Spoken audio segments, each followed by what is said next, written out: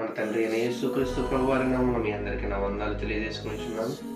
దేవుడు వాక్యాన్ని కొన్ని నిమిషాలు ధ్యానిద్దాం. ఆయన మనతో ఏం మాట్లాడుచున్నాడో ఈ వాక్యం ద్వారా తెలుసుకుందాం.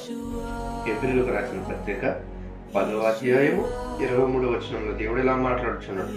వాగ్దానం చేసిన వాడు నమ్మదగిన వాడు గనుక మన నిరీక్షణ విషయమై మనం ఒప్పుకున్నది నిశ్చయముగా పట్టుకొందుము.